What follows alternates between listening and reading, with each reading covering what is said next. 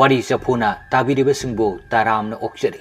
ngasi amuk tabiribasinggidamakta pujarakliba wari asigi maming Lautang Sang wari asi thadoi wahengbamna ibirakpa warini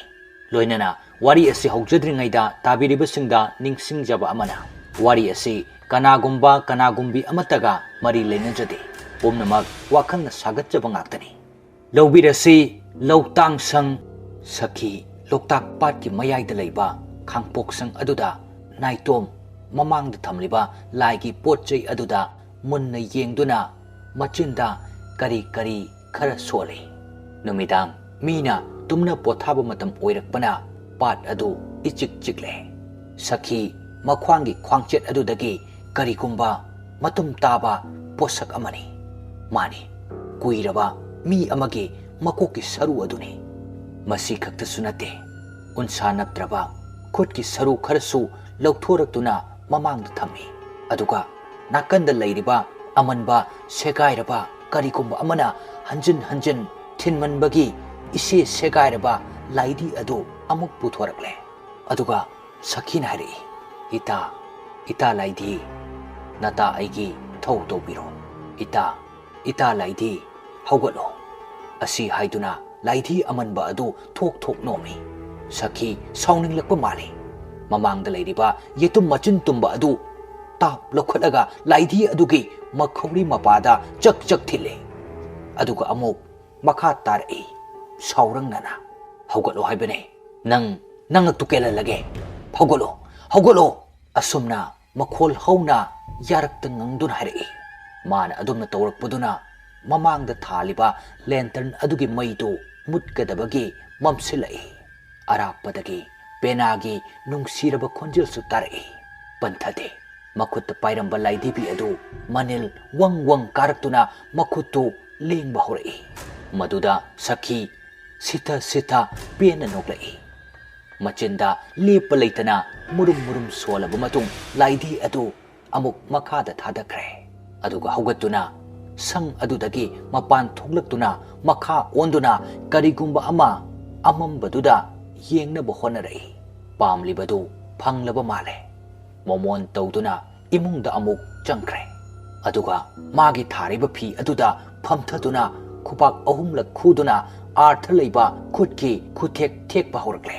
mana asumna tawrakpada ingna leiramba chiklaba mafam adu nungsitki ahoba makhon thugaire Nungsit adugi marakta amuwa thawai amasu inaduna lakli boire tapna imungduda changlakle aduga yunggi yanglen mapaduda irenjana tongduna leire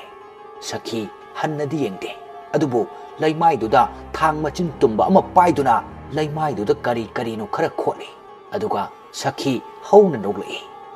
aduga mamaidu non tharaga makhol mengna hari asiba thawai Nangbu aina hinganbani aduna nangdi aigi inaini aina haiba yaw nangna siningdrabadi aibu pelalo amangba thawai nangi kaidongpam piriba yumsigi yanglen asi nang khaktagi oininglabadi aina haiba yaw asi haiduna Sakhi khonjel hauna noklai aduga asiba thawai aduga loinana mapan thoklai nakanda punduna thamliba hidugi hiri adu Thadokduna Sakhi hidu thongdokpa horakle thawai adusu matung oirapna inari Sakhi tapna masindasu isai ngangle thawai gi laman thawai na khungani mingambi nangi naraldi thawai aina lawgani nangbu manghanbadi aigi thaudangni asi haina pena amuk noglai ingna chelamba lai jamagi icheldu irai kanna chelakle malangba masu amengba haibasigi saklon adu mangkre asiba thawai adugi mateng pangkraba male Sakhi hidu thawna mamangai thokiba thodoktu ningsinglai matamdu moirang thangjing harauba matamni amaibi Sakhi bu moirang thangjing bu harau maikei tambinaba haijarabada Sakhi moirang thangjing tamna laktuna harauba aduda saruk yarare chahi amagi amuktang lakba harauba aduda taibang miyoibasu yaifa thawni nija horage ningladuna araiba hailei sana lupa katuna jingu thangjingda haikat leikat tamlare humni janba numittani nongmagi ꯂꯥꯏꯔꯣꯟ ꯁꯣꯟꯕ ꯂꯣꯏꯔꯕ ꯃꯇꯨꯡ ꯑꯃꯥꯏꯕꯁꯤꯡ ꯄꯣꯊꯥꯅꯕ ꯁꯦꯝ ꯁꯥꯔꯛꯂꯦ꯫ ꯑꯍꯤꯡꯒꯤ ꯅꯣꯡꯌꯥꯏ ꯆꯕꯨꯛꯀꯤ ꯃꯇꯝꯅꯤ꯫ ꯃꯌꯥꯝ ꯄꯨꯝꯅꯃꯛ ꯈꯣꯝꯂꯦꯟ ꯇꯨꯡꯈꯨꯟ ꯇꯥꯟꯕ ꯃꯇꯝꯅꯤ꯫ ꯀꯥꯎꯖꯦꯡ ꯍꯔꯧꯅ ꯈꯣꯡꯕꯒꯤ ꯃꯈꯣꯜ ꯅꯠꯇꯅ ꯃꯐꯝꯗꯨ ꯏꯆꯤꯛ ꯆꯤꯛꯂꯦ꯫ ꯑꯆꯤꯛꯄ ꯀꯅꯥ ꯂꯩꯇꯕꯒꯤ ꯇꯟꯖꯥ ꯂꯧꯗꯨꯅ ꯁꯈꯤ ꯃꯀꯣꯛꯇꯨ ꯑꯃꯨꯕ ꯐꯤ ꯑꯃ ꯀꯨꯞꯁꯤꯟꯗꯨꯅ ꯈ꯭ꯋꯥꯡꯆꯦꯠ ꯂꯥꯅ ꯁꯦꯠꯇꯨꯅ ꯃꯈꯨꯠꯇ ꯃꯨꯁꯤ ꯃꯨꯁꯤ ꯉꯥꯟꯕ ꯂꯦꯟꯇꯔꯟ ꯑꯃ ꯄꯥꯏꯗꯨꯅ ꯁꯪꯂꯦꯟ ꯑꯗꯨꯗꯒꯤ ꯊꯣꯛꯂꯛꯏ꯫ ꯂꯥꯏꯒꯤ ꯊꯣꯡ ꯑꯗꯨ ꯂꯣꯟꯅ ꯍꯥꯡꯗꯨꯅ ꯁꯈꯤ ꯂꯦꯟꯇꯔꯟ ꯑꯗꯨ ꯈꯔ ꯈꯖꯤꯛ ꯂꯩꯈꯠꯇꯨꯅ ꯆꯤꯡꯎ ꯊꯥꯡꯖꯤꯡꯒꯤꯗꯃꯛ ꯀꯠꯂꯝꯕ ꯑꯊꯦꯟꯄꯣꯠ ꯃꯌꯥꯝ ꯑꯗꯨꯒꯤ ꯃꯔꯛꯇꯒꯤ ꯌꯥꯎꯔꯤꯕ ꯁꯦꯟꯖꯣꯏ ꯃꯌꯥꯝꯗꯨ ꯂꯣꯏꯅ ꯍꯥꯞꯆꯤꯜꯂꯤ꯫ ꯁꯅꯥ ꯀꯣꯟꯌꯥꯏ ꯂꯨꯄꯥ ꯀꯣꯟꯌꯥꯏ ꯀꯌꯥ ꯑꯗꯨꯁꯨ ꯐꯤ ꯑꯗꯨꯗ ꯄꯨꯂꯞ ꯌꯣꯝꯁꯤꯜꯂꯤ꯫ ꯑꯁꯨꯝꯅ ꯄꯨꯝꯅꯃꯛ ꯂꯣꯟꯅ ꯂꯧꯊꯣꯛꯇꯨꯅ ꯂꯥꯏꯒꯤ ꯊꯣꯡ ꯑꯗꯨ ꯂꯣꯟꯁꯤꯟꯕ ꯀꯥꯎꯗꯨꯅ ꯃꯥ ꯂꯦꯟꯇꯔꯟ ꯑꯗꯨ ꯃꯨꯠꯊꯠꯂꯒ ꯄ꯭ꯔꯞ ꯄ꯭ꯔꯞ ꯊꯣꯛꯂꯛꯏ꯫ ꯑꯌꯨꯛ ꯑꯉꯟꯕ ꯃꯇꯝꯅꯤ꯫ ꯂꯥꯏꯒꯤ ꯀꯃꯤꯇꯤ ꯑꯃꯗꯤ ꯑꯃꯥꯏꯕ ꯀꯌꯥ ꯄꯨꯟꯅ ꯃꯤꯇꯤꯟꯅꯔꯦ꯫ ꯉꯔꯥꯡ ꯑꯍꯤꯡ ꯂꯥꯏꯒꯤ ꯊꯣꯡ ꯍꯥꯡꯗꯨꯅ ꯂꯥꯏꯒꯤ ꯑꯊꯦꯟꯄꯣꯠ ꯍꯨꯔꯥꯟꯈ꯭ꯔꯦ꯫ ꯍꯨꯔꯥꯟꯕꯗꯨ ꯀꯅꯥꯅꯣ? ꯃꯁꯤꯅꯤ ꯃꯌꯥꯝꯒꯤ ꯋꯥꯐꯝ꯫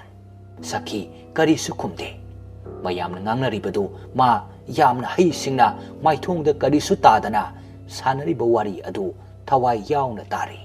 ꯃꯥꯏꯊꯣꯡꯗ ꯎꯠꯇꯕꯒꯤ ꯋꯥꯅꯤ, ꯊꯃꯣꯏ ꯃꯅꯨꯡꯗꯗꯤ ꯄꯥꯈꯠꯄꯒꯤ ꯇꯥꯡꯒꯣꯏꯅ ꯆꯥꯛꯁꯤꯜꯂꯛꯂꯕꯅꯤ꯫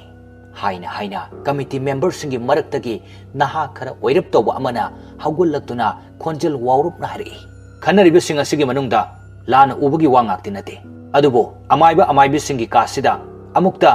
ꯃꯌꯥꯝꯅ ꯆꯦꯛ ꯇꯧꯁꯤ꯫ ꯑꯁꯨꯝꯅ ꯍꯥꯏꯔꯛꯄꯗ ꯁꯈꯤ ꯃꯤꯍꯨꯟꯒꯤ ꯈꯣꯡꯖꯦꯜ ꯈꯔ ꯊꯨꯒꯠꯂꯛꯏ꯫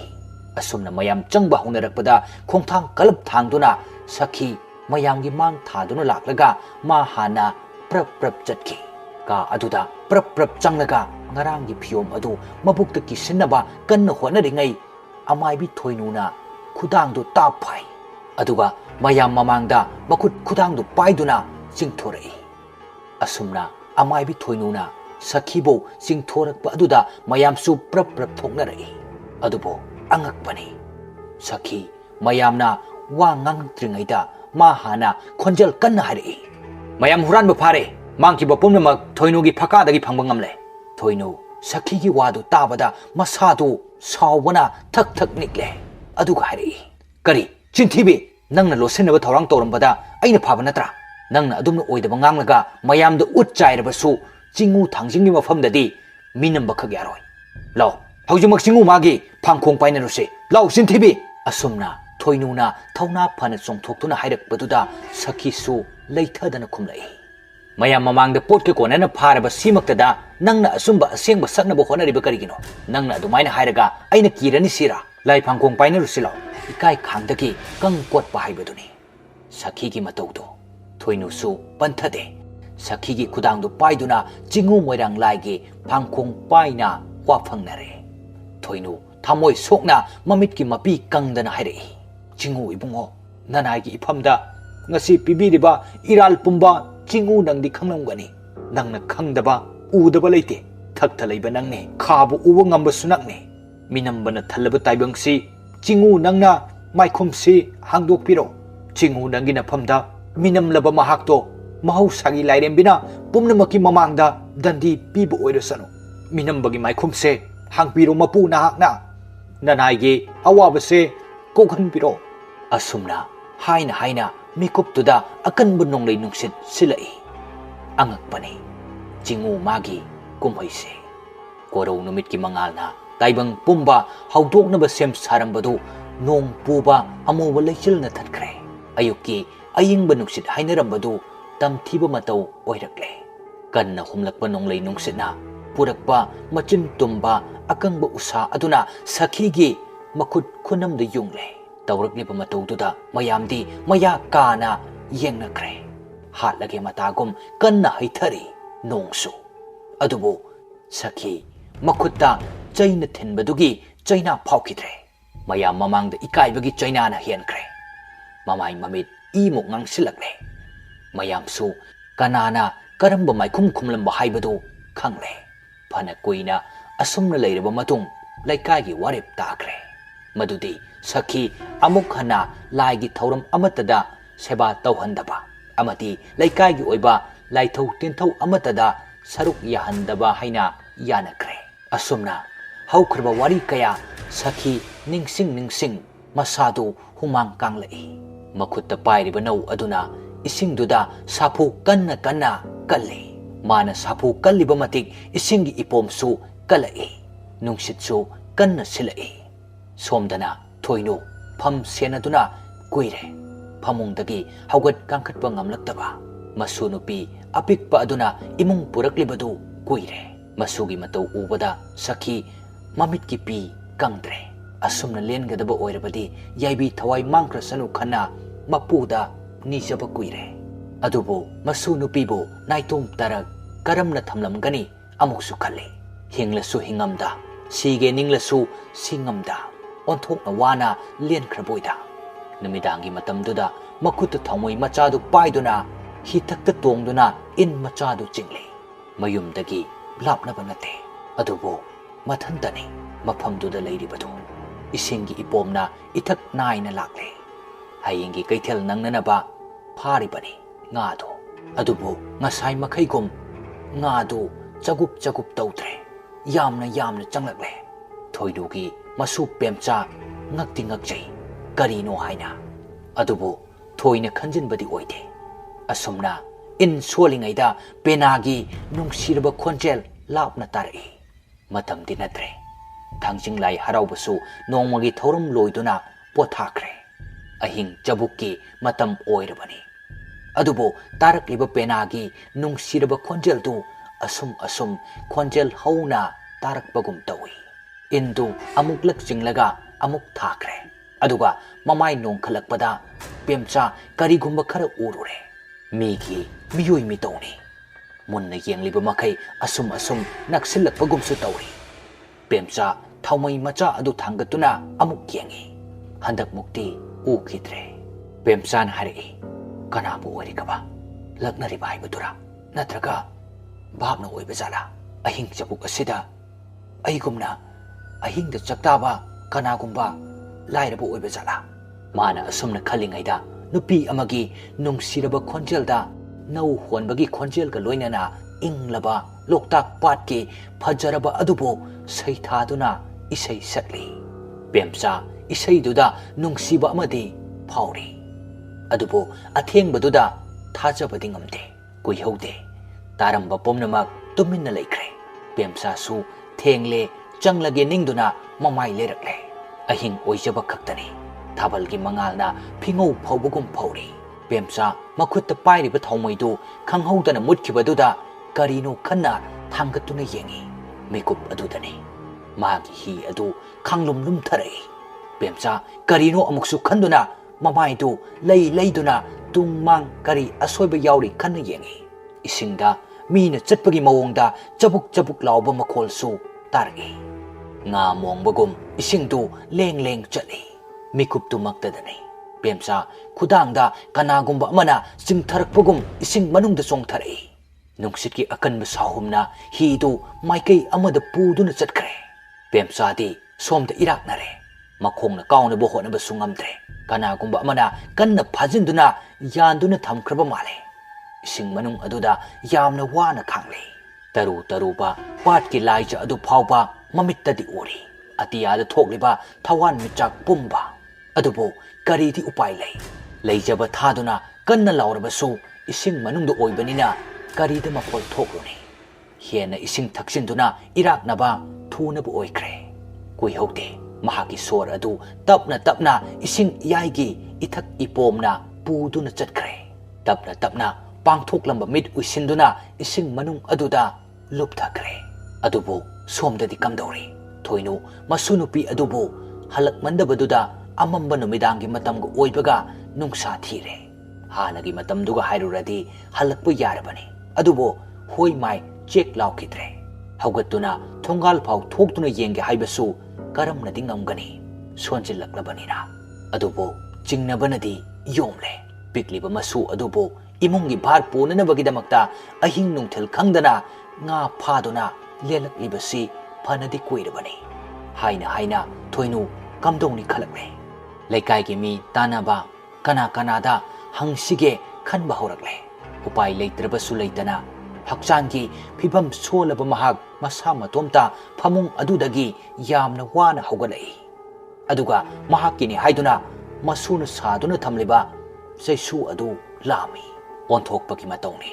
ꯈꯖꯤꯛꯇ ꯈꯣꯡꯐꯝ ꯆꯥꯍꯧꯗꯗꯅ ꯑꯍꯜ ꯑꯁꯤꯁꯨ ꯇꯨꯁꯤꯜꯂꯦ ꯑꯃꯨꯛ ꯇꯨꯁꯤꯟꯕ ꯃꯇꯝ ꯑꯗꯨꯗꯁꯨ ꯉꯥꯗꯨꯅ ꯊꯝꯂꯤꯕ ꯆꯩꯁꯨꯅꯤꯅ ꯃꯔꯥꯏꯕꯛ ꯑꯗꯨꯗ ꯊꯥꯈ꯭ꯔꯕ ꯃꯥꯜꯂꯦ ꯑꯣꯟꯊꯣꯛꯅ ꯊꯤꯅ ꯅꯥꯈ꯭ꯔꯦ ꯅꯥꯔꯕꯁꯨ ꯅꯥꯅ ꯑꯃꯨꯛ ꯁꯤꯠꯅ ꯍꯧꯒꯠꯇꯨꯅ ꯆꯩꯁꯨ ꯑꯗꯨ ꯂꯧꯁꯤꯜꯂꯦ ꯑꯗꯨꯒ ꯐꯛꯂꯥꯡꯒ ꯄꯥꯟꯅꯅ ꯌꯥꯝꯅ ꯋꯥꯅ ꯁꯧꯒꯠꯇꯨꯅ ꯂꯦꯞꯄ ꯐꯥꯎꯗꯤ ꯂꯦꯞꯂꯦ ꯑꯗꯨꯗꯒꯤ ꯃꯊꯪ ꯃꯅꯥꯛ ꯅꯛꯄꯗ ꯂꯩꯕ ꯐꯛꯂꯥꯡ ꯊꯣꯡꯖꯤꯟꯗ ꯉꯥꯊꯔꯒ ꯃꯥꯡꯒꯣꯟ ꯇꯝꯅ ꯊꯣꯛꯂꯛꯏ ꯃꯥꯡꯒꯣꯟ ꯍꯦꯛ ꯌꯧꯕꯒꯗꯤ ꯀꯔꯤꯒꯨꯝꯕ ꯁꯈꯤꯅꯥ ꯃꯥꯟꯕ ꯑꯃꯅ ꯃꯁꯥꯗ ꯀꯟꯅ ꯄꯤꯔꯛꯏ ꯍꯥꯟꯅꯒꯤ ꯄꯥꯈꯠꯇꯨꯅꯒ ꯂꯩꯔꯝꯕꯒ ꯍꯦꯟꯅ ꯑꯀꯤꯕ ꯄꯣꯛꯂꯛꯂꯦ ꯃꯃꯥꯏ ꯃꯃꯤꯠ ꯑꯗꯨ ꯃꯩ ꯍꯧꯕ ꯃꯈꯩ ꯁꯥꯒꯠꯂꯛꯏ ꯑꯗꯨꯒ ꯈꯟꯖꯤꯜꯂꯨꯕ ꯃꯇꯝ ꯑꯗꯨꯗꯗꯤ ꯈꯪꯍꯧꯗꯦ ꯃꯤꯠꯂꯨ ꯄꯤꯔꯥꯡꯇꯅ ꯌꯣꯝꯁꯤꯜꯂꯛꯏ ꯃꯆꯤꯟꯗꯁꯨ ꯃꯁꯨ ꯑꯗꯨꯕꯨ ꯀꯧꯔꯒ ꯊꯣꯡꯒꯥꯜ ꯇꯝꯅ ꯊꯣꯛꯂꯛꯂꯦ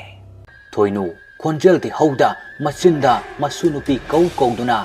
ꯑꯃꯟꯕ ꯆꯩꯁꯨꯗꯨꯒ ꯊꯦꯡꯒꯨ ꯈꯣꯡꯊꯥꯡ ꯍꯦꯟꯅ ꯇꯞꯅ ꯊꯥꯡꯗꯨꯅ ꯊꯣꯛꯂꯛꯏ ꯊꯣꯏꯅꯨꯅ ꯏꯁꯨꯊꯣꯏ ꯕꯣꯕꯣꯛꯀꯤ ꯏꯁꯨꯊꯣꯏ ꯀꯥꯏꯗ ꯂꯩꯒꯦ ꯅꯪꯕꯣ ꯂꯥꯛꯑꯣꯅꯦ ꯊꯦꯡꯉꯦꯅꯦ ꯅꯪꯕꯣ ꯏꯁꯨꯊꯣꯏ ꯕꯣꯕꯣꯛꯀꯤ ꯊꯋꯥꯏꯁꯤ ꯂꯩꯇꯥꯗ꯭ꯔꯦꯅꯦ ꯅꯪꯕꯣ ꯑꯁꯨꯝ ꯇꯞꯅ ꯂꯥꯛꯄꯅ ꯐꯅ ꯁꯥꯡꯅꯗꯤ ꯊꯣꯛꯂꯛꯂꯦ ꯂꯥꯏꯑꯣꯏꯔꯕ ꯕꯣꯔꯣꯏ ꯄꯥꯝꯕꯤ ꯃꯄꯥꯗꯨ ꯌꯧꯔꯛꯄꯗ ꯊꯣꯏꯅꯨ ꯈꯣꯡꯊꯥꯡꯗꯨ ꯆꯞ ꯂꯦꯞꯄꯤ ꯃꯤꯍꯤꯡ ꯃꯅꯝ ꯅꯝꯃꯛꯏ ꯑꯃꯨꯛꯅ ꯀꯔꯤꯒꯨꯝꯕ ꯑꯃ ꯂꯧꯕꯒꯤ ꯃꯅꯝꯁꯨ ꯅꯝꯂꯛꯏ ꯃꯈꯨꯠꯇ ꯊꯥꯎꯃꯩ ꯑꯃ ꯄꯥꯏꯔꯛꯄꯁꯨ ꯅꯠꯇꯦ ꯕꯣꯔꯣꯏ ꯄꯥꯝꯕꯤ ꯑꯗꯨꯒꯤ ꯃꯔꯨꯝꯗ ꯀꯅꯥꯒꯨꯝꯕ ꯑꯃ ꯂꯩꯕꯒꯤ ꯁꯥꯍꯨꯝ ꯐꯪꯏ ꯃꯗꯨꯗ ꯊꯣꯏꯅꯨ ꯃꯆꯤꯟꯗ ꯂꯥꯏꯁꯣꯟ ꯈꯔ ꯁꯣꯜꯂꯒ ꯃꯃꯥꯏꯗ ꯃꯁꯥꯗ ꯁꯠ ꯅꯥꯟꯁꯤꯜꯂꯤ ꯃꯥꯅ ꯑꯁꯨꯝꯅ ꯍꯦꯛ ꯇꯧꯕꯒ ꯕꯣꯔꯣꯏ ꯄꯥꯝꯕꯤ ꯑꯗꯨꯗꯒꯤ ꯀꯅꯥꯒꯨꯝꯕ ꯑꯃ ꯀꯟꯅ ꯆꯦꯟꯈꯤꯕꯒꯤ ꯄꯦꯗ꯭ꯔꯦꯛ ꯂꯥꯎꯕ ꯃꯈꯣꯜ ꯇꯥꯔꯛꯏ ꯊꯣꯏꯅꯨ ꯕꯣꯔꯣꯏ ꯄꯥꯝꯕꯤ ꯑꯗꯨꯗ ꯃꯤꯠꯌꯦꯡ ꯊꯝꯂꯛꯏ ꯃꯥꯅ ꯑꯁꯨꯝꯅ ꯇꯧꯔꯤꯉꯩ ꯇꯥꯂꯛꯇꯨꯗꯅꯤ ꯃꯥꯒꯤ ꯆꯩꯁꯨꯗꯨ ꯀꯅꯥꯒꯨꯝꯕ ꯑꯃꯅ ꯂꯥꯛꯇꯅ ꯆꯤꯡꯈꯤꯕꯗꯧꯅ ꯉꯥꯛꯄ ꯉꯝꯍꯧꯗ꯭ꯔꯗꯨꯅ ꯊꯣꯏꯅꯨ ꯎꯄ꯭ꯔꯥꯛꯅ ꯎꯞꯄꯒ ꯎꯐꯨꯜ ꯃꯊꯛꯇ ꯇꯥꯁꯤꯜꯂꯤ ꯃꯥꯅ ꯑꯁꯨꯝꯅ ꯇꯨꯁꯤꯟꯕꯗꯨꯗ ꯈꯣꯟꯖꯦꯜ ꯍꯧꯅ ꯈꯥꯛꯅ ꯅꯣꯛꯄꯒꯤ ꯈꯣꯟꯖꯦꯜ ꯇꯥꯔꯛꯏ ꯊꯣꯏꯅꯨ ꯍꯧꯒꯠꯅꯕ ꯍꯣꯠꯅꯕꯗ ꯑꯋꯥꯕ ꯑꯃ ꯑꯣꯏꯔꯦ ꯑꯗꯨꯕꯨ ꯃꯥ ꯈꯪꯂꯦ ꯉꯁꯤ ꯊꯣꯛꯂꯤꯕ ꯊꯧꯗꯣꯛꯁꯤ ꯀꯅꯥꯒ ꯀꯔꯤ ꯃꯔꯤ ꯂꯩꯅꯕꯅꯣ ꯍꯥꯏꯕꯗꯣ ꯁꯈꯤ ꯃꯈꯨꯠꯇ ꯃꯥꯒꯤ ꯂꯥꯏꯙꯤ ꯃꯆꯥꯗꯨ ꯄꯥꯏꯔꯒ ꯂꯩꯗꯨꯅ ꯂꯤꯟꯒꯨꯝꯅ ꯊꯦꯛꯇꯨꯅ ꯈꯣꯟꯖꯦꯜ ꯍꯧꯅ ꯅꯣꯛꯇꯨꯅ ꯂꯝꯕꯤ ꯑꯗꯨꯒꯤ ꯆꯤꯗꯥꯏꯗꯒꯤ ꯁꯟ ꯁꯥꯗꯨꯅ ꯃꯁꯝ ꯃꯅꯥ ꯏꯁꯥꯡ ꯁꯥꯡꯕ ꯃꯈꯩ ꯊꯣꯏꯅꯨ ꯇꯝꯅ ꯂꯥꯛꯏ ꯊꯣꯏꯅꯨꯅ ꯍꯥꯏ ꯍꯟꯗ꯭ꯔꯤ ꯅꯪꯒꯤ ꯐꯠꯇꯕ ꯍꯟꯗ꯭ꯔꯤ ꯅꯠꯇ꯭ꯔꯥ ꯁꯈꯤ ꯃꯁꯥꯗꯨ ꯂꯩꯔꯒ ꯑꯃꯨꯛ ꯇꯞꯅ ꯍꯧꯒꯠꯂꯛꯂꯦ ꯑꯗꯨꯒ ꯃꯈ꯭ꯌꯥꯠ ꯆꯤꯛꯇꯨꯅ ꯉꯪꯗꯨꯅ ꯍꯥꯏꯔꯛꯏ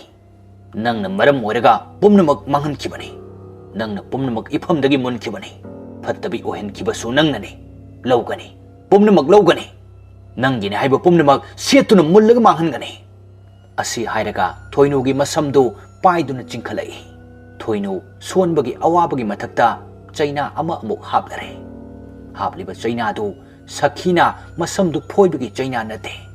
ꯀꯔꯤꯁꯨ ꯈꯪꯖꯗꯕꯤ ꯃꯁꯨ ꯅꯨꯄꯤ ꯑꯗꯨꯗ ꯀꯔꯝꯕ ꯑꯋꯥꯕ ꯑꯃ ꯑꯃꯨꯛ ꯍꯥꯞꯄꯤꯔꯝꯂꯅꯤ ꯈꯟꯕꯒꯤ ꯆꯩꯅꯥꯅꯤ ꯊꯣꯏꯅꯨꯅ ꯍꯥꯏꯔꯛꯏ ꯅꯪꯅ ꯍꯥꯠꯀꯦ ꯈꯜꯂꯕꯁꯨ ꯍꯥꯠꯂꯣ ꯆꯤꯡꯉꯨ ꯃꯥꯒꯤ ꯊꯧꯁꯤꯜꯅꯤ ꯈꯟꯗꯣꯛꯄꯤꯒꯦ ꯅꯪꯒꯨꯝꯅ ꯃꯤꯀꯤꯊꯤ ꯑꯣꯏꯗꯨꯅ ꯍꯤꯡꯒꯗꯕꯒꯤ ꯁꯔꯨꯛ ꯁꯤꯈꯤꯕꯅ ꯁꯔꯨꯛ 100 ꯍꯦꯟꯅ ꯐꯩ ꯅꯪꯒꯨꯝꯕ ꯑꯃꯒ ꯊꯦꯡꯅꯒꯗꯕꯒꯤ ꯁꯔꯨꯛ ꯃꯄꯣꯛ 7ꯂꯛ ꯂꯩꯗꯨꯅꯁꯨ ꯃꯤ ꯑꯣꯏꯅ ꯄꯣꯛꯇꯕꯅ ꯍꯦꯟꯅ ꯐꯩ ꯁꯈꯤꯅ ꯃꯥꯏꯊꯤꯔꯅꯤ ꯈꯪꯕꯅ ꯁꯤꯔꯝꯗꯥꯏ ꯊꯧꯅꯥ ꯐꯕ ꯁꯥꯕ ꯅꯇꯧꯗꯨ ꯑꯩꯅ ꯇꯥꯒꯅꯤ ꯈꯟꯕ꯭ꯔꯥ ꯃꯇꯝ ꯀꯨꯏꯅꯗꯒꯤ ꯉꯥꯏꯔꯛꯄꯅꯤ ꯃꯤꯀꯨꯞꯁꯦ ꯍꯥꯠꯀꯅꯤ ꯅꯪꯒꯤꯅꯤ ꯍꯥꯏꯕ ꯄꯨꯝꯅꯃꯛ ꯍꯥꯠꯀꯅꯤ ꯑꯁꯤ ꯍꯥꯏꯔꯒ ꯊꯣꯏꯅꯨ ꯃꯁꯝ ꯑꯗꯨ ꯂꯥꯛꯇꯅ ꯆꯤꯡꯗꯨꯅ ꯕꯣꯔꯣꯏ ꯄꯥꯝꯕꯤ ꯑꯗꯣꯝꯗ ꯄꯨꯁꯤꯜꯂꯛꯏ ꯊꯣꯏꯅꯨ ꯃꯃꯤꯠꯇꯨ ꯄꯤꯅ ꯂꯦꯞꯄ ꯂꯩꯇꯅ ꯂꯩꯇꯦꯡꯈ꯭ꯔꯦ ꯃꯁꯨ ꯅꯨꯄꯤꯗꯨ ꯀꯔꯝ ꯊꯣꯛꯂꯝꯒꯅꯤ ꯈꯟꯕꯗ ꯃꯥ ꯂꯩꯇꯥꯗ꯭ꯔꯦ ꯁꯣꯝꯗꯅ ꯀꯝꯗꯧꯔꯤ ꯑꯃꯨꯕ ꯊꯋꯥꯏ ꯑꯗꯨ ꯀꯣꯏꯄꯥꯏ ꯄꯥꯏꯗꯨꯅ ꯇꯧꯗꯨꯅ ꯂꯩꯔꯤꯕ ꯃꯨꯁꯤꯜꯂꯕ ꯄꯦꯝꯆꯥꯒꯤ ꯍꯛꯆꯥꯡꯗꯨ ꯁꯦꯟꯅꯔꯤ ꯑꯊꯦꯡꯕꯗ ꯆꯥꯛꯇꯥꯕ ꯈꯣꯏꯃꯨ ꯑꯃꯒꯨꯝ ꯂꯩꯀꯥꯏꯒꯤ ꯃꯕꯨꯡꯒꯨꯝ ꯂꯣꯏꯅ ꯇꯤꯟꯅꯖꯕ ꯄꯥꯏꯈꯣꯝꯕ ꯍꯤꯊꯛꯇ ꯊꯥꯎꯃꯩ ꯃꯆꯥ ꯑꯃ ꯊꯝꯂꯒ ꯇꯞꯅ ꯏꯁꯩ ꯉꯪꯗꯨꯅ ꯂꯥꯛꯏ ꯆꯤꯡꯉꯨ ꯅꯪꯅ ꯁꯤꯟꯕꯅꯤ ꯄꯪꯅ ꯄꯥꯟꯕ ꯇꯥꯏꯕꯪꯅꯤ ꯃꯤꯀꯨꯞ ꯌꯥꯝꯕ ꯃꯄꯨꯅꯤ ꯀꯞꯀꯅꯨ He miyoiba nangna sinba nangna phangbani he taibang he miyoiba awaba na thalabasu awaba makhal yamido khangba ngamba kanabuna thauna leiba kawido maithi babu pangdabani haibadi pangna panba taibang nangna haibani asumna isaigi khontokta isai ngangladuna paikhomba hidu tapna honduna lakbani matamdu amam angan sinaba matam oisilakle mahakidi nga phaba matamni nungtigi matam sida hi tongduna laklaga nga phaduna anganba kaithelda nga yonba chatpani ihing na hingi manam manba khara namlakpaduda paikhomba isai sakpadu chap leplaga karino manam side nahan ke asumna namba sunate karino ne namlipa manam sibo onthokna sukan kre mathanta murum sonjaduna hidu tapna honduna lakpada mi manba saban ama hi amagi mathakta tongduna leibadu ore nahan khaide asumna amuk phau tawkhidre nongmadasu asumna thengna khidre adubo ma ngaktabadi ngamdre mangda uriba sabandu masam sangba nupi amagi saban mali aduna mana kana oirabano khangingbana kauri mangda kana gumba mu uriba sibu kana oibirabano ichere isalla taradi amukta khumbira uba mana adumna hauna kauribadu achikpu oibana taramgani hainadi khanbani adubo khumlakpadi lairadana leiriba mawungdudagi machi phau lengkhidre paikhombana amuk makha tarai karinone mi natrajala as nungsit sisu aigi naton maya sida khakta sitlabar khangdeda manam sisu onthongna kankreda kari manam none sibo nga phombaga leiba jala sidi nga phomba manam sunate kari manam none asuk namthiba sibo ada amalei sisu mira laira taradi khumappa yabani tabadi tapham thopani asumna mangda uriba kanagumba aduna karisu hairaptabaduda paikhomba amuksu hanjana kaunaba honarai ho mangda uriba tarabadi amukta khumbira uba asumna wa makha taba nangdringai asumna wa makha taba nangdringai isingi ipomdu khangkan kangkhlaktuna paikhombagi hidu maikai amada puduna chatnaba honarai paikhombsu mi kauribadu leplaga naudu amuk paikhatlaga ising ipomduna puduna chatlibadu chattanaba honarai asumna ngaihak isingi ipomga higa muknaraba matung mamai onthorakpadadi ngasai mangda lehauba miyoi mito manba adu leiramdre madu ubada paikhomba amukka hena ngakre kananone karino hausikidubo karinone ngasisibo asumna ngaihak ngakchanaringe asida kanagumbi amana kaubagi makhol tarai khonjeldo mayek sengna sutade ngangduna kaubagi mawongdani tariba khonjeldo lausinpham khangdre kanagumba amana ngarang nganglibadu adubo paikhomba taramba khonjeldo amuk takhidre tuminna laikre ichik chikre asumna chikna laibadu ahingi lairempina pamdra male nungsiraba penagi khonjelna asikpadu thugairakle paikhomba asum tasili penagi khonjeldugi phajaba ayingba athotpa khonjelna amuk phajabadu hapkalai chingda satpi ingelai chinadana ken khibi kalak ida kalak ide aina ken de do malang bana humbagi ken bani de malang bana humbagi ken bani de malang pa isu kaidaude leirangna leikhok loibagi ken jabani paikhomba nungsiraba isaigi tanthada ngaihak pangtharure mana leiramliba hidugi maikaidu kadomdano khangdre hana amukta chatkhidriba maikai romdani mahakna leiramlibado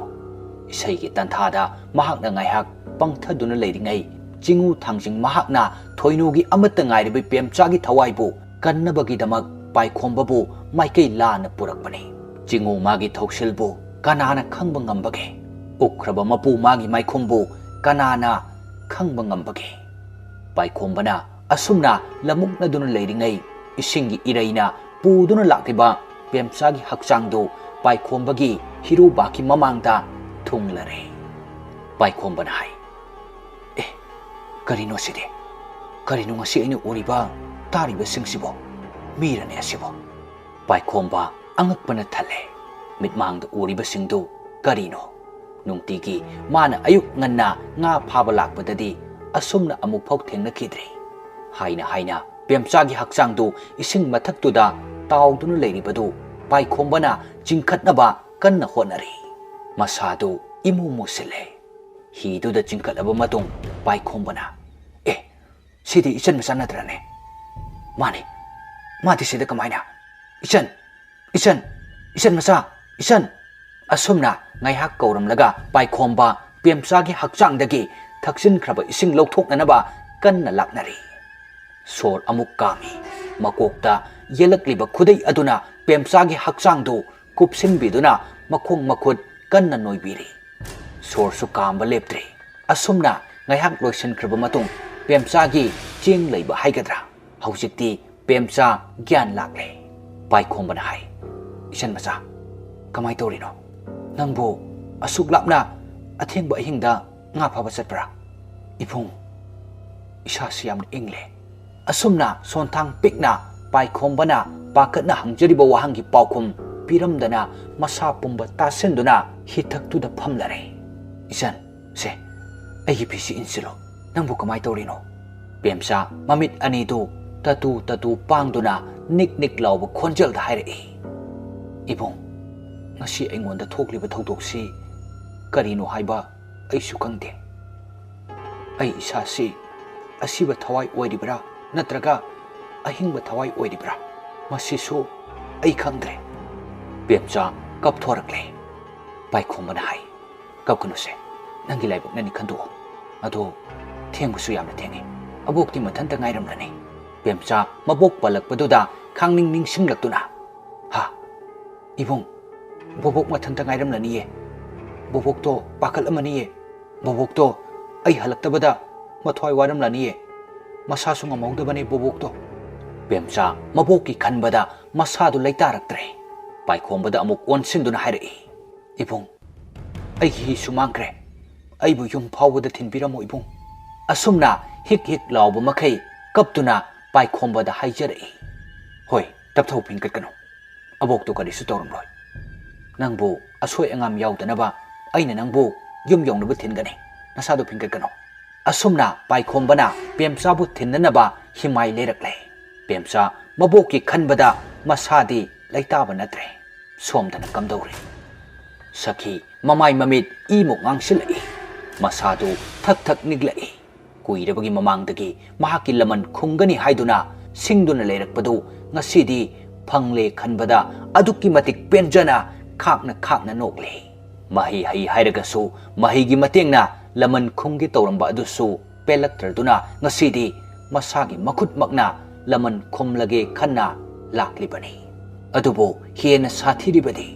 ꯃꯍꯥꯛꯅ ꯄꯨꯔꯛꯂꯤꯕ ꯑꯁꯤꯕ ꯃꯤꯒꯤ ꯊꯋꯥꯏ ꯁꯔꯣꯏ ꯉꯥꯔꯣꯏ ꯃꯌꯥꯝꯁꯤꯒꯤ ꯃꯇꯦꯡꯅ ꯃꯍꯥꯛꯇꯤ ꯑꯆꯝꯕ ꯃꯤꯑꯣꯏꯕ ꯑꯃꯒꯤ ꯁꯛꯇꯤꯗꯒꯤ ꯍꯦꯟꯗꯣꯔꯛꯇꯨꯅ ꯀꯤꯔꯕ ꯁꯛꯇꯤ ꯃꯌꯥꯝꯁꯨ ꯂꯩꯔꯦ ꯃꯗꯨꯅꯁꯨ ꯃꯍꯥꯛ ꯊꯣꯏꯅꯨꯕꯨ ꯏꯔꯥꯏ ꯂꯥꯏꯅ ꯈꯨꯗꯨꯝ ꯆꯟꯕ ꯉꯝꯒꯅꯤ ꯈꯟꯕꯅꯤ ꯁꯈꯤ ꯃꯍꯥꯛꯅ ꯄꯥꯏꯔꯤꯕ ꯆꯔꯤꯛ ꯑꯃꯗꯤ ꯁꯦꯠꯂꯤꯕ ꯑꯃꯨꯕ ꯐꯤꯖꯣꯜꯁꯤꯡꯗꯨꯒ ꯂꯣꯏꯅꯅ ꯅꯥꯛ ꯌꯦꯠ ꯃꯅꯤꯡ ꯃꯃꯥꯡꯗ ꯃꯥꯅ ꯄꯨꯔꯛꯂꯤꯕ ꯁꯥꯔꯣꯏ ꯉꯥꯔꯣꯏ ꯃꯌꯥꯝꯗꯨꯒ ꯂꯣꯏꯅ ꯀꯣꯏꯆꯠ ꯆꯠꯂꯤ ꯑꯗꯨꯒ ꯑꯃꯨꯛꯁꯨ ꯃꯊꯛꯇ ꯄꯥꯏꯔꯤ ꯑꯗꯨꯒ ꯑꯌꯥꯛꯄ ꯈꯣꯟꯖꯦꯜꯗ ꯑꯁꯨꯝꯅ ꯑꯃꯨꯛ ꯍꯥꯏꯔꯛꯏ ꯃꯇꯝꯗꯨꯗ ꯑꯩꯕꯨ ꯃꯌꯥꯝ ꯃꯃꯥꯡꯗ ꯑꯆꯨꯝꯕ ꯇꯧꯕ ꯁꯥꯗꯨꯅ ꯅꯪꯅ ꯌꯣꯟꯕꯤꯈꯤꯕ ꯃꯗꯨꯒꯤ ꯃꯍꯩꯅ ꯉꯁꯤꯗꯤ ꯅꯪꯁꯨ ꯋꯥꯅ ꯂꯦꯜꯂꯦ ꯃꯗꯨꯁꯨ ꯅꯪ ꯅꯁꯥꯒꯤ ꯄꯥꯞꯅꯅꯤ ꯃꯗꯨꯅꯁꯨ ꯂꯣꯏꯕ ꯌꯥꯔꯣꯏ ꯑꯩꯒꯤ ꯊꯃꯣꯏꯗ ꯆꯥꯛꯂꯤꯕ ꯄꯦꯟꯗꯕꯒꯤ ꯃꯩꯆꯥꯛꯁꯤꯁꯨ ꯅꯪꯅ ꯄꯣꯛꯈꯤꯒꯗꯧꯕꯅꯤ ꯅꯪꯕꯨ ꯑꯩꯒꯤ ꯏꯈꯨꯠꯁꯤꯅ ꯏꯔꯥꯏ ꯂꯥꯏꯅ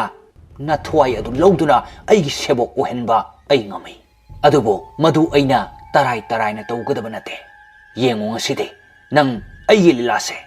ꯑꯁꯤ ꯍꯥꯏꯗꯨꯅ ꯃꯍꯥꯛꯀꯤ ꯃꯅꯥꯛꯇ ꯀꯣꯏꯄꯥꯏ ꯄꯥꯏꯔꯤꯕ ꯑꯃꯨꯕ ꯊꯋꯥꯏ ꯃꯌꯥꯝꯗꯨ ꯊꯣꯏꯅꯨꯒꯤ ꯍꯛꯆꯥꯡ ꯇꯝꯅ ꯄꯥꯏꯁꯤꯜꯍꯜꯂꯛꯏ ꯑꯗꯨꯒ ꯊꯣꯏꯅꯨꯒꯤ ꯍꯛꯆꯥꯡꯗ ꯐꯥꯎꯗꯣꯛ ꯐꯥꯎꯖꯤꯟ ꯁꯥꯟꯅꯗꯨꯅ ꯊꯣꯏꯅꯨꯕꯨ ꯑꯋꯥꯕ ꯄꯤꯔꯤ ꯃꯇꯧ ꯑꯗꯨꯗ ꯈꯥꯡꯕ ꯉꯝꯗ꯭ꯔꯗꯨꯅ ꯊꯣꯏꯅꯨ ꯀꯞꯅ ꯊꯔꯣ ꯑꯣꯟꯗꯨꯅ ꯀꯞꯂꯤ ꯁꯣꯝꯗꯅ ꯄꯥꯏꯈꯣꯝꯕ ꯑꯃꯗꯤ ꯄꯦꯝꯆꯥ ꯍꯤ ꯑꯗꯨ ꯄ꯭ꯔꯞ ꯍꯣꯜꯂꯛꯄꯗꯨꯅ ꯂꯩꯀꯪ ꯌꯧꯔꯦ Laikang adu yaubaga uboi udaboi masadu phere phere haiduna pemsa du hidagi kumtharaga chenge tawi adubo ngamdraduna tusili maduda paikhombana hugatpiduna makhoi animak mayum tamna lai asum lakpada nupi amana tengtha na kappudu tarai achikpa mafam mi yamna tadaba oibanina ataina ikhang khangdrabasu lakliba moina khangle makol adugi maikei tamna chelakpa matamdadi laimaida mahaki maboktuna uonduna awaba maichak khanglibadu urakle aduga mathaktana nupi amasu pairaga laiba aduda pemsa sensenge tawi adubo pemsa amadi paikhomba hek ukhiba matamda sakhi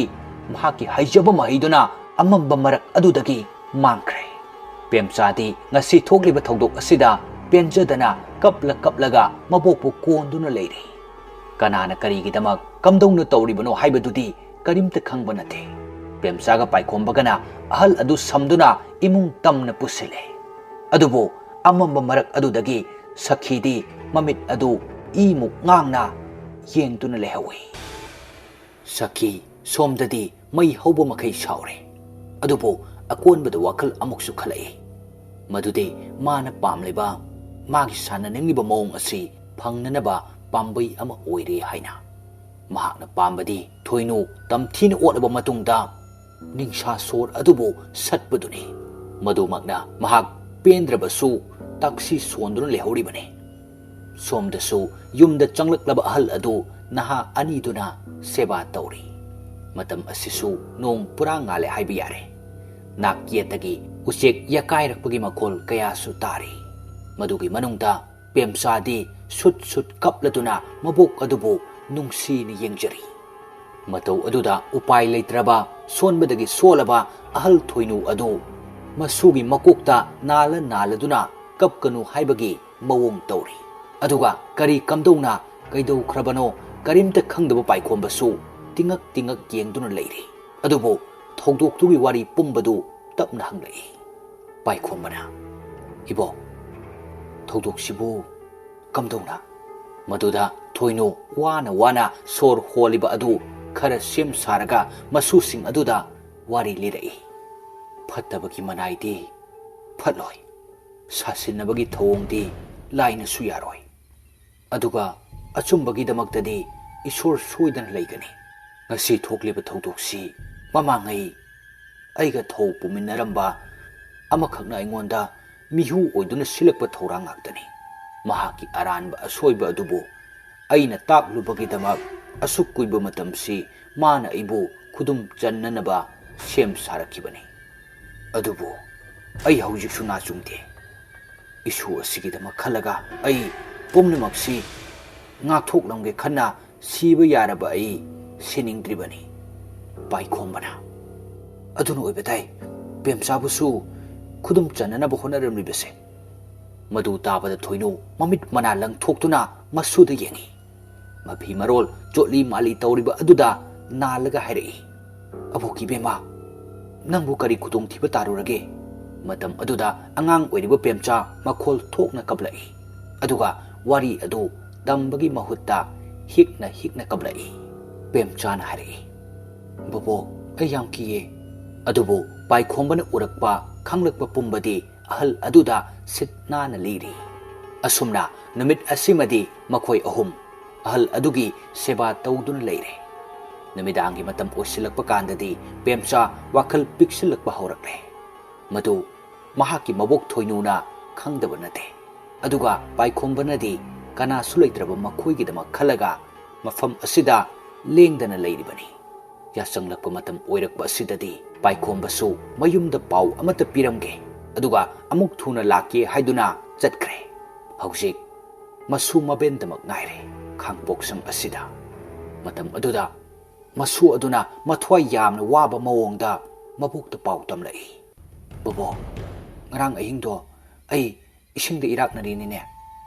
masugi wadu tabada mabok adudi lawaida khut haple adusu mita kai nu yam ui matam aduda khangle madudi masu aduda su phatraba sakhina laman khumnanaba hotnare haibase handakti haksang solbasu sona ꯁꯈꯤꯅꯗꯤ ꯉꯝꯍꯜꯂꯔꯣꯏ ꯈꯟꯗꯨꯅ ꯊꯣꯏꯅꯨ ꯄꯨꯝꯅꯃꯛ ꯃꯥꯌꯣꯛꯅꯅꯕ ꯁꯦꯝ ꯁꯥꯔꯒꯦ ꯈꯜꯂꯦ꯫ ꯑꯁꯨꯝꯅ ꯃꯁꯨ ꯑꯗꯨꯗ ꯍꯥꯏꯔꯛꯏ, ꯕꯣꯕꯣꯛꯀꯤ ꯊꯣꯏꯕꯤ, ꯌꯦꯡꯉꯣꯏ,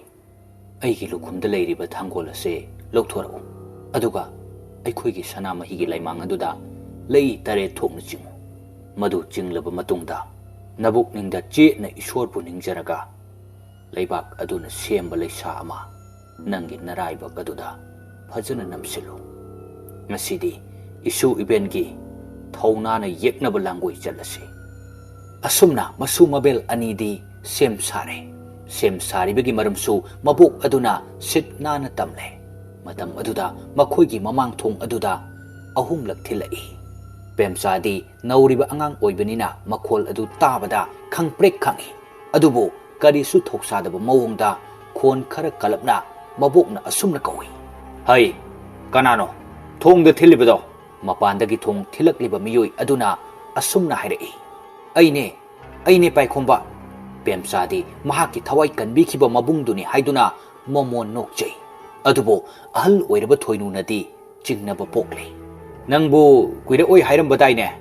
ꯑꯁꯨꯝꯅ ꯊꯣꯏꯅꯨꯅ ꯆꯤꯡꯅꯔꯞ ꯇꯧꯅ ꯍꯪꯏ꯫ ꯍꯟꯗꯛꯃꯨꯛꯁꯨ ꯆꯤꯡꯅꯕ ꯈꯣꯟꯖꯦꯜ ꯑꯃꯗ ꯈꯨꯝꯂꯛꯏ, ꯑꯩꯅꯦ ꯕꯣꯕꯣꯛ, ꯄꯥꯏꯈꯣꯝꯕꯅꯦ, ꯊꯣꯡꯁꯦ ꯑꯃꯨꯛꯇ ꯍꯥꯡꯉꯣ꯫ ꯄꯦꯝꯆꯥꯗꯤ ꯃꯕꯣꯛꯇ ꯍꯥꯏꯐꯦꯠ ꯌꯦꯡꯂꯝꯂꯒ ꯊꯣꯡ ꯑꯗꯨ ꯍꯥꯡꯂꯨꯒꯦ ꯆꯠꯀꯦ ꯇꯧꯏ꯫ ꯑꯗꯨꯕꯨ ꯊꯣꯏꯅꯨ ꯈꯨꯊꯥꯡ ꯑꯗꯨ ꯄꯥꯏꯔꯒ ꯂꯥꯡꯒꯅꯨ ꯍꯥꯏꯕꯒꯤ ꯏꯪꯒꯤꯠ ꯄꯤꯔꯤ꯫ ꯑꯃꯨꯛꯀꯁꯨ ꯊꯣꯏꯅꯨ ꯋꯥꯍꯪ ꯃꯆꯥ ꯑꯃ ꯑꯃꯨꯛ ꯍꯪꯏ, ꯊꯦꯡꯅ ꯂꯥꯛꯇꯣꯏ ꯑꯣꯏꯔꯗꯤ ꯌꯨꯝꯗ ꯂꯩꯖꯔꯨꯔꯣ ꯆꯠꯂꯣ꯫ ꯑꯁꯨꯝꯅ ꯍꯦꯛ ꯍꯥꯏꯔꯨꯕ ꯀꯥꯟ ꯑꯗꯨꯗꯗꯤ ꯁꯥꯎꯔꯞ ꯇꯧꯕ ꯈꯣꯟꯖꯦꯜꯗ ꯍꯥꯏꯔꯛꯏ, ꯑꯩ ꯆꯪꯉꯛꯀꯦ, ꯊꯣꯡ ꯍꯥꯡꯉꯨ ꯍꯥꯏꯕ꯫ ꯑꯁꯤꯒꯨꯝꯕ ꯋꯥꯍꯩ ꯑꯁꯤꯗꯗꯤ ꯊꯣꯏꯅꯨ ꯆꯞ ꯆꯥꯅ ꯆꯤꯡꯅꯔꯦ ꯃꯗꯨꯗꯤ ꯃꯄꯥꯟꯗ ꯂꯩꯔꯤꯁꯤ ꯄꯥꯏꯈꯣꯝꯕ ꯅꯠꯇ꯭ꯔꯦ ꯍꯥꯏꯕꯁꯦ꯫ ꯍꯦꯟꯅ ꯃꯔꯤꯛ ꯆꯨꯝꯅ ꯈꯪꯅꯅꯕꯒꯤꯗꯃꯛ ꯊꯣꯏꯅꯨ ꯋꯥꯍꯪ ꯃꯊꯪ ꯍꯪꯖꯤꯜꯂꯛꯏ, ꯆꯠꯈ꯭ꯔꯣ ꯍꯥꯏꯕꯗꯤ ꯆꯠꯈ꯭ꯔꯣꯗꯅ, ꯏꯁꯨ ꯏꯕꯦꯟ ꯏꯕꯥꯅꯤꯈꯛ ꯂꯩꯕꯁꯤꯗ ꯑꯅꯝ ꯀꯟꯒꯅꯨ꯫ ꯉꯁꯤꯒꯤꯗꯤ ꯌꯥꯔꯅꯤ, ꯅꯪꯒꯤ ꯃꯇꯦꯡꯗꯣ ꯑꯩꯈꯣꯏ ꯄꯦꯟꯖꯔꯦ, ꯍꯌꯦꯡ ꯑꯃꯨꯛ ꯉꯟꯇꯥ ꯑꯃꯨꯛ ꯂꯥꯛꯑꯣ꯫ ꯃꯇꯝ ꯑꯁꯤꯗꯗꯤ ꯃꯩ ꯍꯧꯕ ꯃꯈꯩ ꯁꯥꯎꯕꯒꯤ ꯃꯑꯣꯡꯗ, ꯍꯅꯨꯕꯤ, ꯅꯁꯨ ꯅꯕꯦꯟꯒꯤ ꯈꯟꯕꯒꯤ ꯋꯥꯅꯤ, ꯑꯩꯅ ꯍꯥꯏꯕ ꯌꯥꯎ, ꯅꯠꯇ꯭ꯔꯕꯗꯤ ꯊꯣꯡꯁꯤ ꯅꯝꯈꯥꯏꯔꯛꯀꯅꯤ꯫ ꯊꯣꯏꯅꯨꯁꯨ ꯃꯍꯥꯛꯀꯤ ꯄꯥꯎꯈꯨꯝ ꯑꯁꯤ ꯍꯦꯟꯅ ꯁꯥꯎꯅꯤꯡꯂꯛꯇꯨꯅ ꯃꯆꯤꯟꯕꯥꯟ ꯀꯥꯡꯈꯠꯂꯛꯂꯒ ꯑꯀꯟꯕ ꯋꯥꯅ ꯃꯈꯥ ꯇꯥꯔꯛꯏ,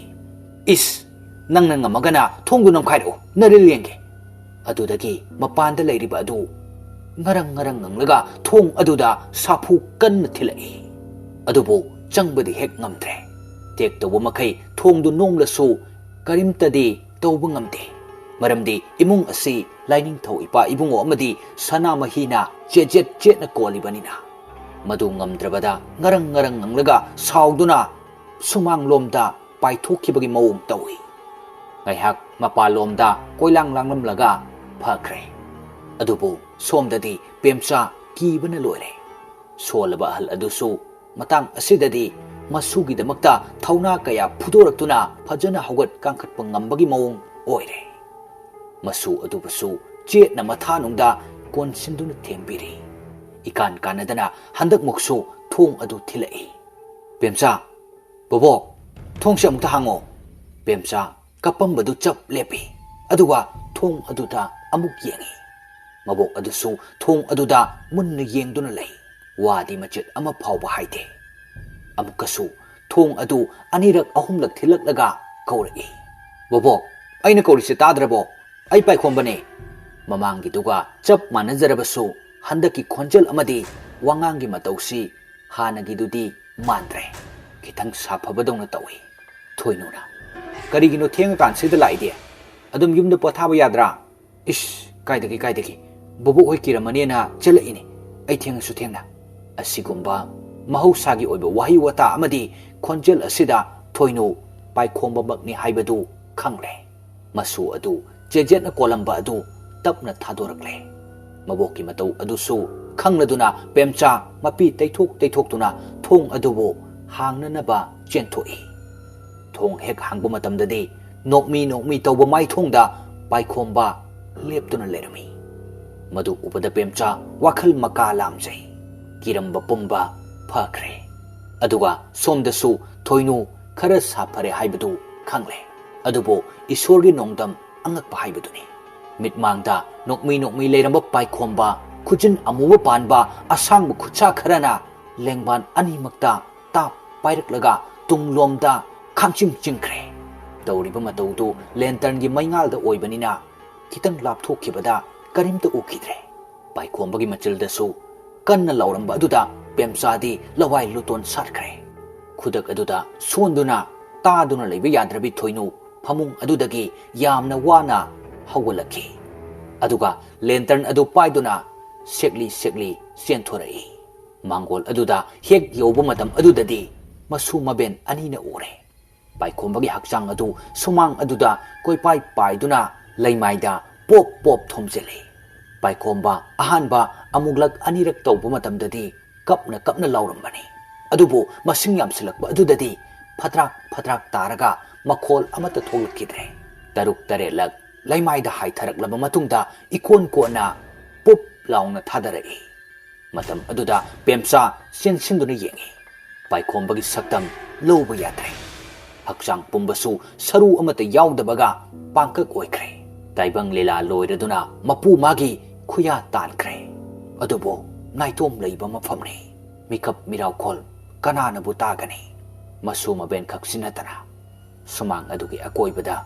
ꯁꯈꯤꯒꯤ ꯀꯤꯔꯕ ꯈꯣꯟꯖꯦꯜ ꯌꯥꯎꯕ ꯐꯠꯇ꯭ꯔꯕ ꯊꯋꯥꯏ ꯃꯌꯥꯝ ꯑꯗꯨ ꯏꯀꯣꯏ ꯀꯣꯏꯅ ꯄꯥꯏꯗꯨꯅ ꯂꯩꯔꯤ ꯃꯁꯛ ꯃꯑꯣꯡꯗꯤ ꯀꯔꯤꯝꯇ ꯎꯕ ꯅꯠꯇꯦ ꯎꯔꯤꯕ ꯍꯥꯏꯕꯕꯨ ꯂꯪꯇ꯭ꯔꯤꯛ ꯂꯪꯕ ꯃꯃꯤꯠꯁꯤꯡ ꯑꯗꯨ ꯈꯛꯇꯅꯤ ꯑꯁꯨꯝꯅ ꯃꯈꯣꯜ ꯃꯌꯥꯝꯒꯤ ꯃꯔꯛꯇꯒꯤ ꯈꯔ ꯑꯃꯅ ꯊꯣꯏꯅꯨꯒꯤ ꯍꯛꯆꯥꯡꯗ ꯐꯥꯎꯗꯣꯛ ꯐꯥꯎꯖꯤꯟ ꯁꯥꯟꯅꯔꯤ ꯃꯇꯝ ꯑꯗꯨꯗ ꯊꯣꯏꯅꯨ ꯑꯅꯥꯕ ꯆꯩꯅꯥ ꯈꯥꯡꯂꯤ ꯊꯥꯜꯂꯤꯕ ꯂꯦꯟꯇꯔꯟ ꯑꯗꯨꯁꯨ ꯁꯥꯍꯨꯝ ꯀꯌా ꯑꯗꯨꯅ ꯇꯨꯗꯨꯅ ꯀꯥꯏꯔꯦ ꯍꯩꯗꯣꯛꯂꯕ ꯀꯦꯔꯣꯁꯤꯟ ꯑꯗꯨꯗ ꯃꯩ ꯑꯗꯨꯗꯤ ꯀꯟꯅ ꯆꯥꯛꯂꯤ ꯑꯀꯣꯏꯕꯁꯤꯡꯒꯤ ꯃꯔꯛ ꯑꯗꯨꯗ ꯁꯈꯤꯒꯤ ꯑꯀꯤꯕ ꯈꯣꯟꯖꯦꯜ ꯑꯗꯨꯅ ꯑꯁꯨꯝꯅꯁꯨ ꯂꯥꯎꯔꯛꯂꯤ ꯆꯤꯛꯂꯕ ꯅꯥꯏꯇꯣꯝ ꯁꯥꯠꯂꯤꯕ ꯄꯥꯠ ꯑꯁꯤꯒꯤ ꯈꯥꯡꯄꯣꯛꯁꯪ ꯑꯁꯤ ꯉꯁꯤꯗꯤ ꯎꯠꯀꯤ ꯃꯄꯩꯅ ꯍꯦꯟꯅ ꯃꯃꯜ ꯂꯩꯈ꯭ꯔꯅꯤꯗꯣ ꯇꯔꯛ ꯇꯔꯛ ꯁꯥꯠꯆꯔꯤꯕ ꯂꯩꯔꯥꯡ ꯂꯩꯅꯥ ꯑꯅꯤꯁꯤꯁꯨ ꯉꯁꯤꯗꯤ ꯂꯩꯃꯟ ꯆꯜꯂꯅꯤꯗꯣ ꯍꯥ ꯍꯥ ꯍꯥ ꯍꯥ ꯍꯥ ꯑꯁꯤ ꯍꯥꯏꯔꯒ ꯀꯣꯏꯆꯥꯏ ꯆꯥꯏꯅ ꯄꯥꯏꯔꯝꯕ ꯊꯋꯥꯏꯁꯤꯡ ꯑꯗꯨ ꯑꯃꯨꯛꯇꯗ ꯄꯨꯂꯞ ꯄꯨꯟꯁꯤꯟꯗꯨꯅ ꯊꯣꯏꯅꯨꯒꯤ ꯍꯛꯆꯥꯡꯗ ꯊꯣꯝꯖꯤꯜꯂꯛꯏ ꯑꯗꯨꯒ ꯃꯅꯨꯡꯗ ꯆꯪꯈ꯭ꯔꯦ ꯑꯗꯨꯕꯨ ꯂꯥꯟꯊꯦꯡꯅꯒꯅꯤ ꯍꯥꯏꯗꯨꯅ ꯁꯦꯝ ꯁꯥꯈ꯭ꯔꯕꯤ ꯊꯣꯏꯅꯨꯗꯤ ꯃꯈꯨꯠꯇ ꯁꯦꯝ ꯁꯥꯗꯨꯅ ꯌꯦꯞꯁꯤꯜꯂꯛꯈ꯭ꯔꯕ ꯊꯥꯡꯒꯣꯜ ꯑꯗꯨ ꯄꯥꯏꯔꯤ ꯑꯅꯥꯕ ꯑꯗꯨ ꯈꯥꯡꯅ ꯃꯆꯤꯟꯗ ꯃꯍꯥꯛꯀꯤ ꯍꯩꯖꯕ ꯂꯥꯏꯁꯣꯟ ꯄꯨꯝꯕ ꯁꯣꯜꯂꯛꯏ ꯃꯗꯨ ꯁꯣꯜꯂꯛꯄ ꯃꯇꯝ ꯑꯗꯨꯗꯗꯤ ꯊꯋꯥꯏꯁꯤꯡ ꯑꯗꯨ ꯊꯣꯏꯅꯨꯒꯤ ꯍꯛꯆꯥꯡ ꯂꯥꯟꯊꯣꯛꯂꯒ ꯄꯥꯏꯊꯣꯛꯄ ꯉꯝꯗ꯭ꯔꯦ ꯁꯥꯔꯪꯗ ꯎꯄꯥꯏ ꯂꯩꯇ꯭ꯔꯕ ꯅꯣꯡꯁꯥ ꯑꯃꯒꯨꯝ ꯉꯪꯂꯒ ꯊꯣꯛꯀꯗꯕꯒꯤ ꯀꯟꯅ ꯍꯣꯠꯅꯔꯤ ꯏꯀꯨꯏ ꯀꯨꯏꯊꯗꯅ ꯃꯈꯨꯠꯇ ꯄꯥꯏꯔꯤꯕ ꯊꯥꯡꯒꯣꯜ ꯑꯗꯨꯅ ꯃꯁꯥ ꯃꯊꯟꯇ ꯃꯕꯨꯛ ꯑꯗꯨꯗ ꯊꯤꯟꯖꯤꯟꯈ꯭ꯔꯦ ꯃꯗꯨ ꯎꯕꯗ ꯄꯦꯝꯆꯥ ꯃꯀꯣꯛꯇꯩ ꯃꯈꯣꯡ ꯐꯥꯎ ꯇꯨ ꯆꯨꯡꯈꯤ ꯄꯨꯝꯅꯃꯛ ꯃꯥꯡꯕ ꯇꯥꯔꯦ ꯍꯥꯏꯗꯨꯅ ꯃꯕꯣꯛꯀꯤ ꯃꯅꯥꯛ ꯇꯝꯅ ꯆꯦꯟꯁꯤꯜꯂꯛꯏ ꯑꯗꯨꯒ ꯃꯕꯣꯛꯄꯨ ꯀꯣꯟꯒꯦ ꯇꯧꯏ ꯑꯗꯨꯕꯨ ꯃꯌꯥꯗꯒꯤ ꯏ ꯇꯞꯅ ꯆꯦꯟꯊꯔꯛꯂꯕ ꯃꯕꯣꯛ ꯑꯗꯨꯅ ꯌꯥꯝꯅ ꯋꯥꯅ ꯑꯁꯨꯝꯅ ꯍꯥꯏꯔꯛꯏ ꯕꯣꯕꯣꯛꯀꯤ ꯊꯣꯏꯕꯤ ꯏꯁꯨꯒꯤ ꯂꯥꯟꯖꯗ꯭ꯔꯕ ꯊꯋꯥꯏ ꯀꯔꯤꯁꯨ ꯈꯪꯖꯗ꯭ꯔꯕ ꯊꯃꯣꯏ ꯑꯗꯨꯕꯨ ꯇꯥꯏꯕꯪꯒꯤ ꯑꯐ ꯐꯠꯇ ꯃꯈꯜ ꯁꯨꯅ ꯈꯪꯂꯕꯤ ꯅꯕꯣꯛ ꯑꯩꯅ ꯗꯁꯥ ꯄꯨꯝꯕꯗꯤ ꯉꯥꯛꯊꯣꯛꯄꯤꯕ ꯑꯣꯏꯅ ꯑꯩꯒꯤ ꯊꯋꯥꯏ ꯑꯁꯦ ꯃꯄꯨ ꯃꯉꯣꯟꯗ ꯀꯠꯆꯔꯒꯦꯗꯣ ꯑꯁꯤ ꯍꯥꯏꯔꯒ ꯑꯃꯨꯛꯁꯨ ꯂꯦꯞꯄ ꯂꯩꯇꯅ ꯂꯩꯃꯥꯏꯗ ꯆꯥꯛꯂꯤꯕ ꯂꯦꯟꯇꯔꯟ ꯑꯀꯥꯏꯕꯒꯤ ꯃꯩ ꯑꯗꯨ ꯃꯈꯨꯠꯅ ꯈꯣꯝꯖꯤꯟꯖꯗꯨꯅ ꯃꯁꯥ ꯃꯇꯣꯝꯇ ꯃꯩ ꯑꯃꯨꯛ ꯊꯥꯖꯤꯟꯖꯩ ꯃꯇꯝ ꯑꯗꯨꯗ ꯊꯣꯏꯅꯨ ꯅꯣꯛꯃꯤ ꯆꯩꯅꯥ ꯑꯃ ꯐꯥꯎꯕꯒꯨꯝ ꯇꯧꯔꯤ ꯑꯗꯨꯕꯨ ꯃꯍꯥꯛꯀꯤ ꯃꯁꯥ ꯃꯅꯨꯡꯗꯒꯤ ꯊꯣꯛꯄ ꯉꯝꯗ꯭ꯔꯕ ꯁꯈꯤꯒꯤ ꯊꯋꯥꯏ ꯑꯃꯗꯤ ꯃꯍꯥꯛꯀꯤ ꯐꯠꯇ꯭ꯔꯕ ꯁꯦꯕꯣꯛꯁꯤꯡ ꯑꯗꯨꯗꯤ ꯀꯞꯄ ꯂꯥꯎꯕꯇꯅ ꯂꯣꯏꯔꯦ ꯉꯥꯏꯍꯥꯛ ꯑꯁꯨꯝꯅ ꯇꯧꯔꯝꯂꯒ ꯃꯩꯖꯥꯎ ꯑꯃ ꯕ꯭ꯔꯪ ꯂꯥꯎꯅ ꯈꯪꯍꯧ ꯍꯧꯔꯝꯂꯒ ꯃꯨꯠꯈ꯭ꯔꯦ ꯃꯇꯝ ꯑꯗꯨꯗꯗꯤ ꯃꯕꯣꯛꯀꯤ ꯃꯅꯥꯛꯇ ꯃꯁꯨ ꯅꯨꯄꯤꯗꯨ ꯆꯦꯟꯁꯤꯜꯂꯛꯏ ꯑꯗꯨꯒ ꯃꯕꯣꯛꯇꯨꯗ ꯄꯝꯈꯠꯇꯨꯅ ꯀꯣꯟꯖꯩ ꯃꯩ ꯑꯗꯨꯅ ꯆꯥꯛꯄꯗꯤ ꯊꯣꯏꯅꯨꯒꯤ ꯍꯛꯆꯥꯡ ꯅꯠꯇꯦ ꯐꯠꯇ꯭ꯔꯕ ꯊꯋꯥꯏꯁꯤꯡ ꯑꯗꯨꯕꯨꯅꯤ ꯑꯗꯨꯕꯨ ꯊꯥꯡꯒꯣꯜ ꯑꯗꯨꯅ ꯂꯦꯡꯂꯤꯕꯗꯤ ꯊꯋꯥꯏꯁꯤꯡ ꯑꯃꯁꯨꯡ ꯊꯣꯏꯅꯨꯒꯤ ꯍꯛꯆꯥꯡꯗꯁꯨꯅꯤ ꯑꯁꯨꯝꯅ ꯊꯣꯏꯅꯨ ꯑꯃꯗꯤ ꯁꯈꯤꯒꯤ ꯊꯋꯥꯏ ꯇꯥꯏꯕꯪꯄꯥꯟ ꯊꯥꯗꯣꯛꯈ꯭ꯔꯦ ꯑꯁꯣꯝꯗ ꯁꯈꯤꯒꯤ ꯍꯛꯆꯥꯡ ꯂꯩꯔꯤꯕ ꯑꯗꯨꯁꯨ ꯊꯋꯥꯏꯅ ꯆꯠꯈ꯭ꯔꯕꯗ ꯀꯨꯆꯨ ꯇꯥꯏꯐꯦꯠ ꯇꯥꯅ ꯃꯨꯁꯤꯟꯗꯨꯅ ꯕꯣꯝ ꯂꯥꯎꯅ ꯇꯨꯈ꯭ꯔꯦ ꯁꯣꯝꯗꯅ ꯄꯦꯝꯆꯥ ꯃꯕꯣꯛ ꯑꯗꯨꯕꯨ ꯀꯣꯜꯂꯒ ꯀꯞꯂꯤ ꯁꯨꯃꯥꯡ ꯑꯗꯨꯒꯤ ꯅꯥꯀꯜꯗ ꯇꯥꯔꯤꯕ ꯀꯔꯤꯁꯨ ꯈꯪꯖꯗ꯭ꯔꯕ ꯄꯥꯏꯈꯣꯝꯕꯒꯤ ꯍꯛꯆꯥꯡ ꯑꯗꯨꯁꯨ ꯑꯃꯝꯕꯂꯛꯇ ꯀꯅꯥꯒꯤꯗꯃꯛꯅꯣ ꯍꯥꯏꯗꯨꯅ ꯍꯪꯕꯒꯨꯝ ꯇꯥꯗꯨꯅ ꯂꯩꯔꯤ